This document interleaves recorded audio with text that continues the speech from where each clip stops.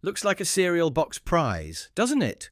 Whoopi Goldberg's voice cut across the studio as she gestured at the small silver medallion pinned to the Royal Guard's jacket. Like, you stood still for 8 hours and they gave you a shiny token. The audience chuckled. Staff Sergeant Marcus Ellery didn't flinch. He sat perfectly still, back straight, hands folded, expression unreadable. But when she pushed that joke one step too far, his quiet response about what that prize really was left the entire studio speechless. What did he say that even shut down Whoopi herself? First, smash that subscribe button and tell us where you're watching from. Now let's get into it. Marcus had never been west of Heathrow before last Thursday. Hell, he'd barely been anywhere except barracks, parade grounds and the cobblestones outside Windsor Castle since he first enlisted at 19. Now, here he was, 31 years old, with 13 years of service under his belt, standing in some chrome and glass Manhattan lobby, wondering how exactly the Palace PR team had talked him into this mess. The memo had been simple enough. 5-minute segment on American morning television. Represent the values of the household division. Show them we're human beings, not tourist attractions. Right. Human beings. That was rich, considering his job description literally involved standing motionless for hours while people poked, prodded, and posed around him like he was a piece of furniture. He checked his watch. 9:42 a.m., early, as always, force of habit. The lobby buzzed with people talking too loudly into wireless earbuds, their designer sunglasses reflecting the overhead lights. Posters on the walls advertised upcoming segments, celebrity chefs, reality TV judges, some woman who claimed she could read people's auras. And somewhere between all that, apparently, was a slot for him. The guy who never moves. An intern with a clipboard and an iced coffee that looked bigger than her head spotted him from across the reception area.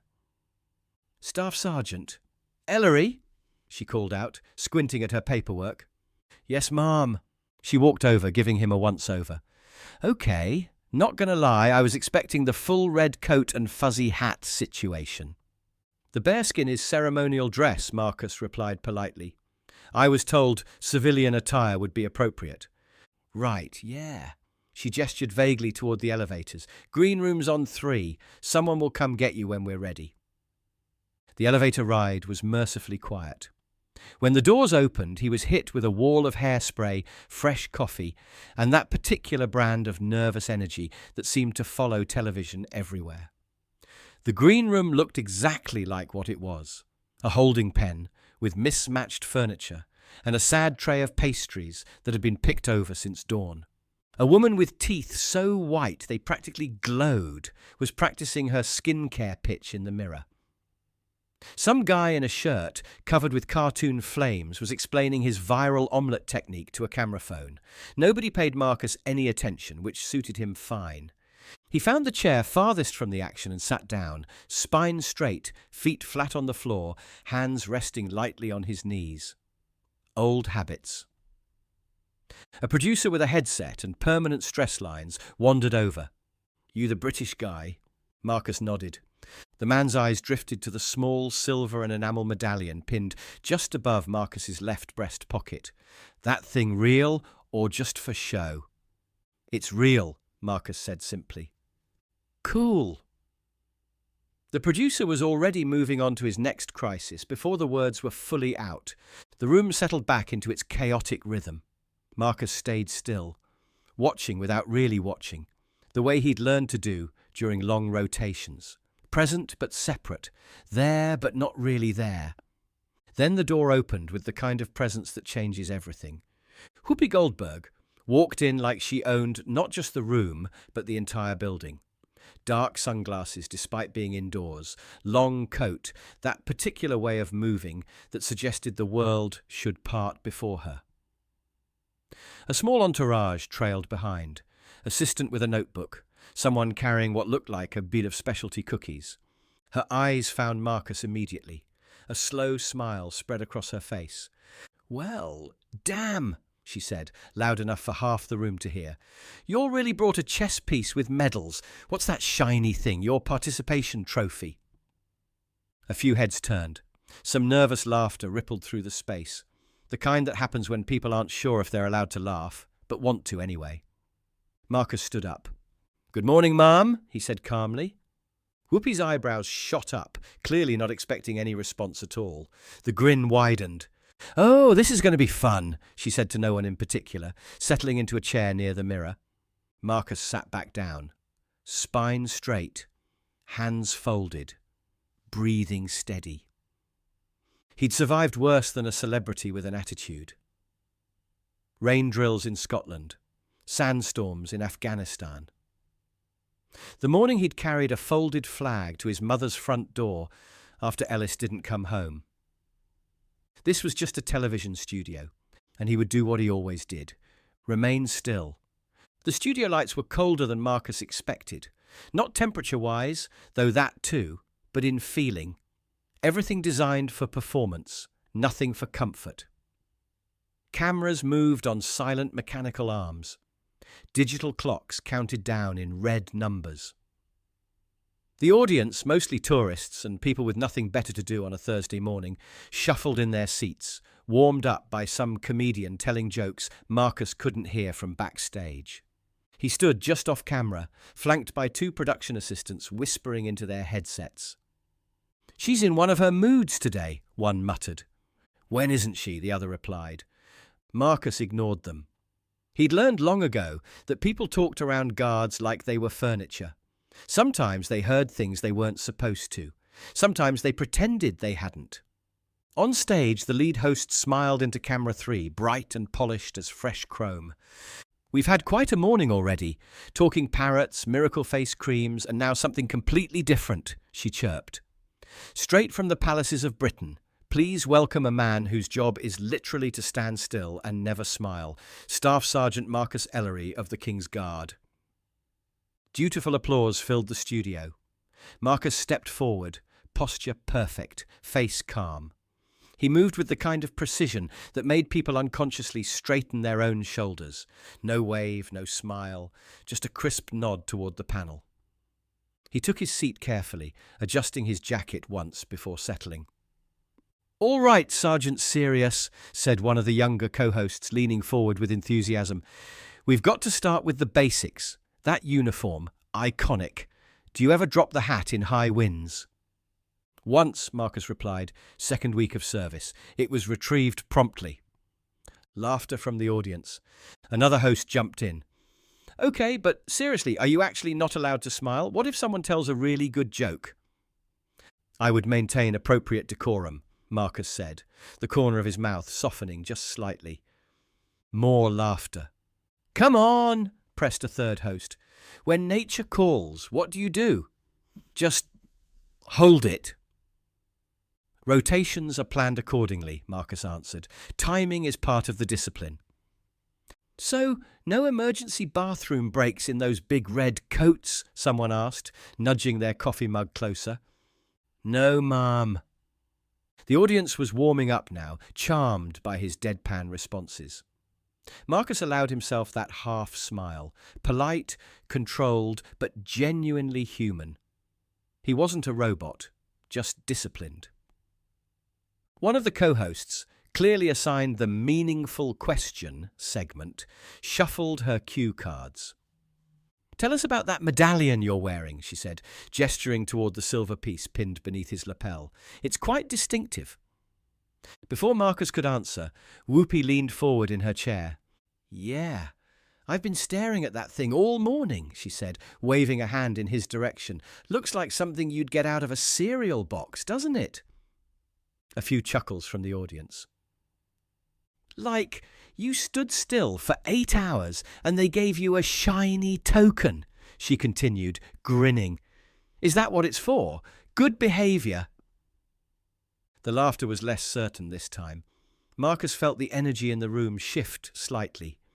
He looked directly at Whoopi, calm, steady. "It's not a token," he said quietly. His voice carried something different now. Not anger, not defensiveness. Just wait. It's an Elizabeth Cross, awarded to the next of kin of British service members killed in action. The studio went still. Someone coughed softly. A camera operator lowered his viewfinder. Marcus continued, his voice unchanged. It belonged to my brother. The silence that followed felt different than the usual pause between television segments. Heavier, more real. Ellis always said he wanted to be like me, Marcus added quietly. Followed me into the Guards, straight out of school. I tried to talk him out of it. Told him there were better ways to serve. He wouldn't listen. A ghost of a smile crossed his face. Stubborn kid. Said if I could stand still for hours, he could damn well learn to do it too. You could have heard a pin drop. One of the hosts cleared her throat, her television smile flickering. Whoopi blinked, her expression suddenly unreadable. I didn't mean to, she started.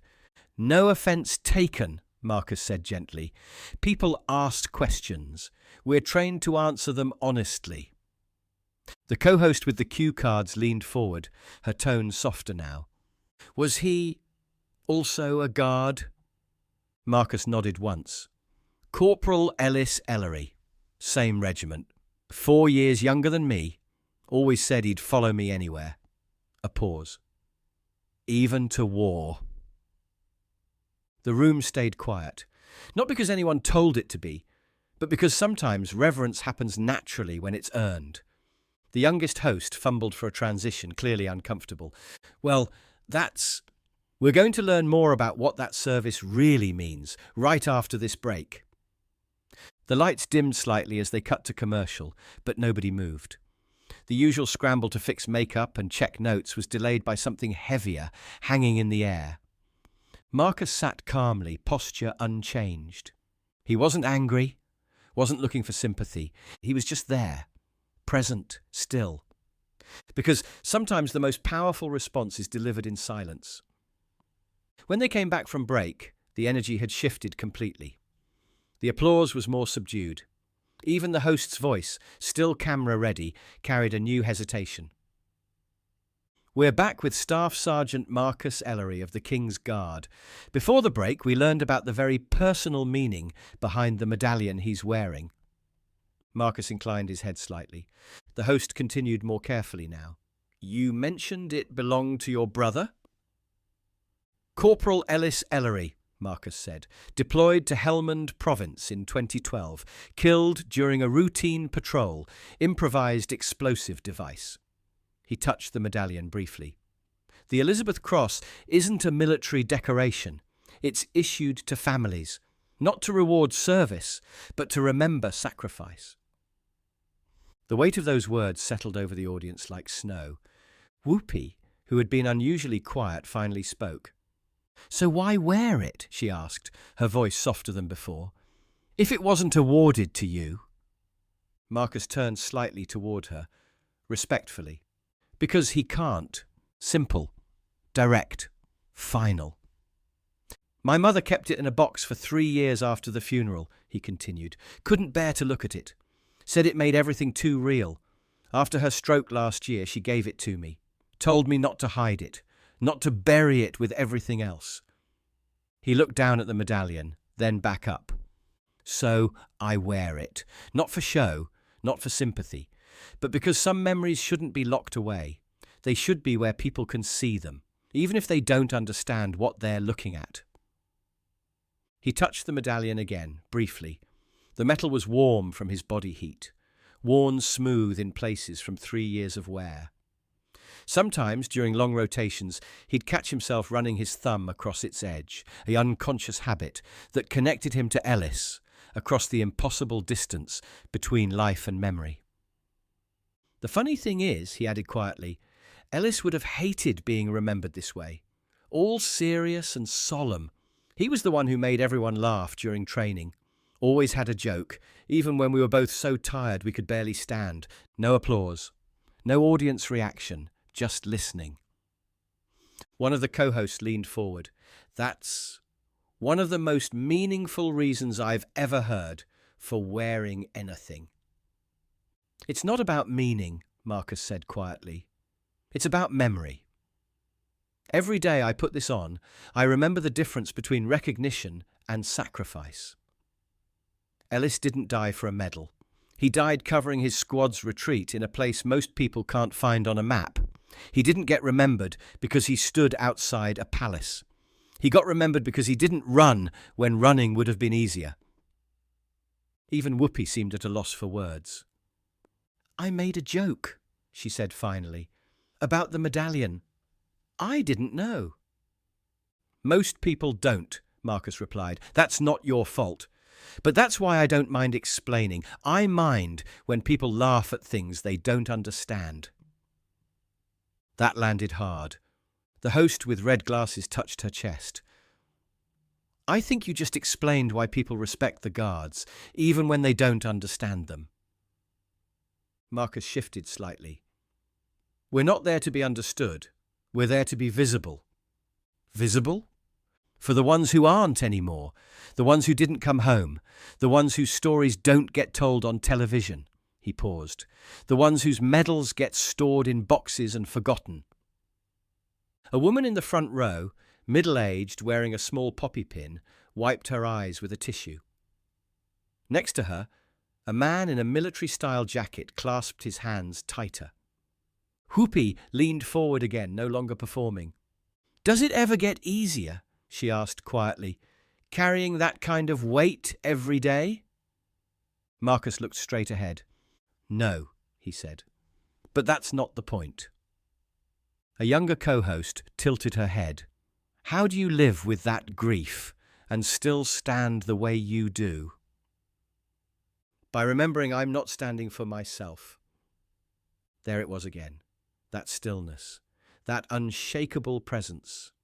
Not dramatic or loud, just deeply, unmistakably human. It wasn't the medallion that had silenced the studio. It was the man carrying it, not for glory, for memory. The conversation had moved past television now, into something quieter and heavier. The lights seemed dimmer, though they hadn't changed.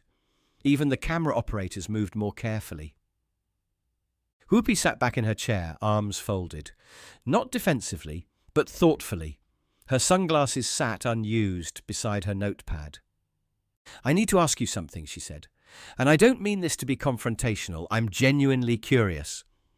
Marcus nodded, giving her permission to continue. "Why keep doing it?" she asked. "The ceremony, the standing, the whole tradition. Your brother's gone. The Queen is gone. The world's moving on. What's the point of all this pageantry?" The other hosts glanced at each other, unsure whether to intervene, but Marcus didn't look troubled by the question. If anything, he seemed calmer. "Because people need something that doesn't change when everything else does," he said slowly. "We stand for continuity, not comfort, not progress, just constancy." Whoopi leaned forward. "But is that enough? Real people are struggling. Wouldn't your time be better spent doing something that actually helps?" She caught herself before finishing. Marcus met her eyes calmly. "I've stood outside Westminster Abbey while ambulances screamed past to the hospital next door," he said. "I've maintained position while protests raged around me. And I've stood at attention during the 2-minute silence on Remembrance Sunday while the names of men I served with were read aloud." He adjusted his cuff once, unconsciously. "Sometimes the best thing you can do is simply not move." The co-host beside Whoopi spoke up. "What do you mean?" "When someone's grieving, you don't rush them. You sit with them. When a country loses people, it doesn't need noise, it needs presence. Someone who just stays put." The words hung in the air like incense. Whoopi didn't interrupt this time. She just watched. "Do you ever feel like a relic?" she asked softly.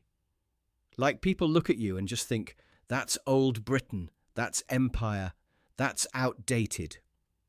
Marcus considered that carefully. "Yes," he said, "but the past isn't something to throw away. It's something to carry properly. Even when it hurts, especially when it hurts." Silence settled over the panel again. In the audience, an older man in a flat cap nodded quietly to himself. The host, with red glasses, looked down at her notes, then back up.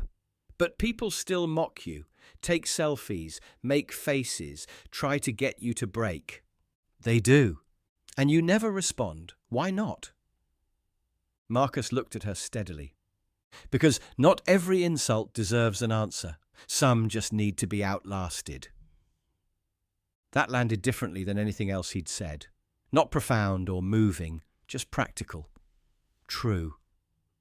Whoopi shifted in her chair, and for the first time since she'd entered that green room, she looked genuinely thoughtful. Not performing thoughtfulness for the cameras, but actually considering something she hadn't expected to consider. "You know what bothers me about all this?" she said, her voice losing its edge. "It's that you make it sound noble, standing there while people mock you, taking abuse from tourists who see you as a photo opportunity." Marcus nodded slowly. "It bothers you because it should." "Then why do it?" "Because someone has to be the thing that doesn't bend," he said. "In a world where everything shifts and changes and falls apart, someone has to be the constant. Not because it's fun, not because it's easy, but because constancy itself has value." The silence stretched longer this time. No one seemed to know what to say next. Finally, Whoopi unfolded her arms. When she spoke, her voice was quieter than anyone had heard it all morning. "I've done a lot of shows," she said slowly. "Heard a lot of people talk, but I don't think I've ever met someone who could sit that still and still speak this loud." Marcus didn't respond, didn't need to. The lead host, sensing an opportunity, leaned in gently. "Staff Sergeant Ellery, is there a moment you remember when this, the standing, the uniform, the responsibility, when it stopped being just a job and became something more?" Marcus was quiet for a moment, not avoiding the question, but walking back into memory. "3 years ago," he said finally, "November morning, cold but not raining, I was posted at Windsor Castle, North Gate. Early shift, before the tourists arrived." The studio had gone completely still. There was a small ceremony that morning, private one. No crowds, no media. I saw a black car pull up beyond the gates. No music, no procession. Just silence. He paused, letting the image settle. 6 or 7 people got out. Civilian clothes, no uniforms. Just a woman, maybe 30, holding a little girl's hand. The child couldn't have been older than 5 or 6. His voice stayed even, but something in it deepened. They walked to a memorial plaque set into the courtyard wall. Someone had already placed a wreath there, but the little girl had something in her hand. At first I thought it was a note or a card. When she got closer, I saw it was just a daisy, a single flower, half crushed from the walk. You could hear a pin drop in the studio. She let go of the woman's hand and walked forward by herself. Her footsteps were so light you could barely hear them on the stone. She knelt down, placed the daisy next to the wreath, then stood back up. Another pause, natural, not performed. She turned and looked at me, just looked. Didn't wave, didn't smile, just looked. The host's voice was barely a whisper. "What did you understand?" "That some people don't need words. They need certainty. They need to look up and see that something is still standing, still solid, still there." A slight movement from Whoopi. A breath in, like she'd meant to speak but changed her mind. I couldn't move, couldn't speak to her, but I remember thinking, if she comes back in 10 years, I want her to see that someone is still here, still keeping watch. He glanced briefly at the medallion. She didn't need comfort. She needed to know that silence doesn't collapse under the weight of memory. One of the co-hosts was staring at her hands. Another wiped her eye with her sleeve. "And you've carried that into every post since?" someone asked quietly. "Every minute," Marcus said, "because we're not just preserving tradition. We're holding space for memory, and memory doesn't ask for entertainment. It asks for dignity." Whoopi leaned back in her chair. Her hands were no longer folded. She didn't speak right away. When she finally broke the silence, her voice was so quiet it barely registered on the boom mic. "You really still believe it's worth it?" Marcus turned to her with full attention. "All of it," she continued. "The standing, the silence, carrying someone else's grief on your chest every day. Would you still do it if no one ever said thank you?" A pause. Not for drama, just consideration. "I would." The two words filled the space with something colder than silence, not distance, clarity. Whoopi leaned forward, arms on the table. "Even if the country forgets you, even if they shut down the Guard tomorrow, even if the medals go back in boxes and that little girl never comes back."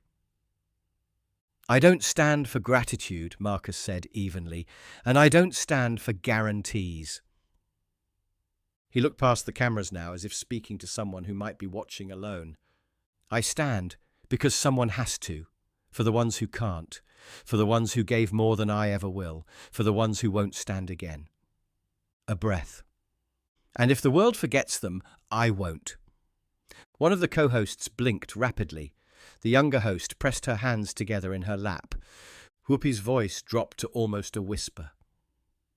"Would you die for a crown that doesn't even know your name?" Marcus didn't hesitate. "I would never die for a crown." The pause that followed was the longest yet, then softer. "But I'd stand in the cold for a country that forgot how to say thank you." That was it. Not dramatic, not defiant, just final. One man's answer to a room that had been asking all the wrong questions. The audience didn't know how to respond at first. No cue card told them what to do with that sentence. It wasn't built for applause. But then a woman in the third row stood up quietly. She didn't clap or cheer. She just stood. After a moment, another person joined her, then another. Not a standing ovation, not performance, just presence. The producer gestured frantically from the wings, trying to signal a transition. The host reached for her closing cards, attempting to recover the rhythm of television. "Staff Sergeant Marcus Ellery, thank you for joining us today. This has been profound. We appreciate your time and your service." Marcus nodded once. "Thank you for having me." No flourish, no final speech, no call to action. He didn't need one. The cameras cut to commercial, and the spell of the stage broke. Lights softened. Chairs shifted. The crew moved more quietly than usual, like they were afraid to disturb something still hanging in the air. Marcus stood without hurry. He unclipped his microphone, handed it to the sound technician, and straightened his coat.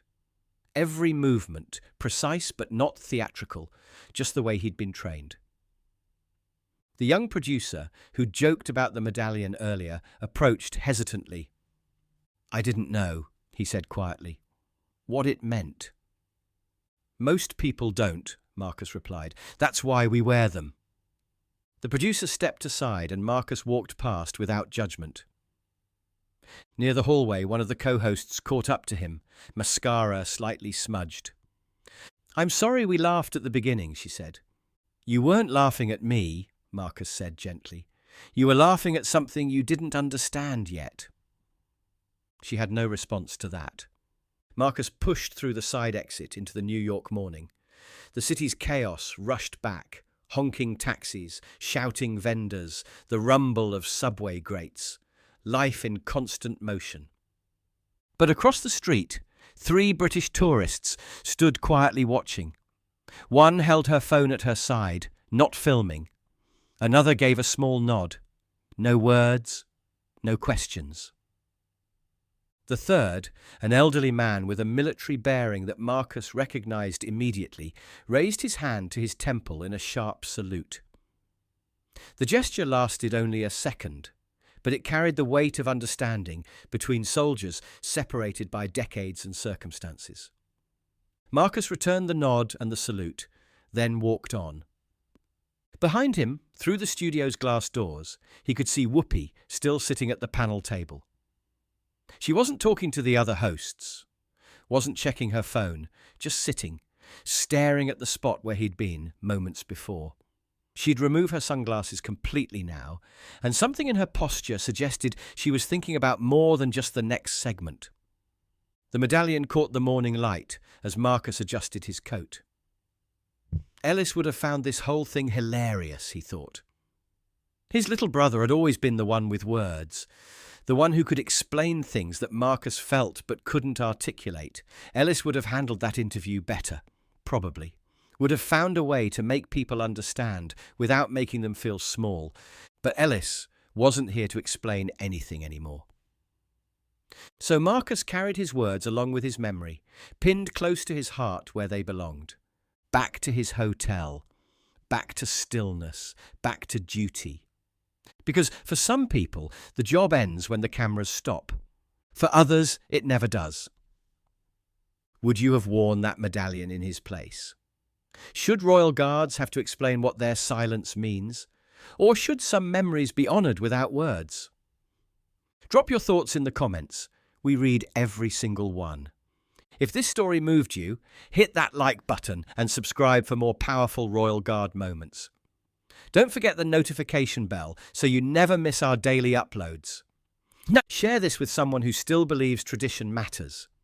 Check out our other stories on your screen right now, and we'll see you tomorrow at the same time with another brand new video.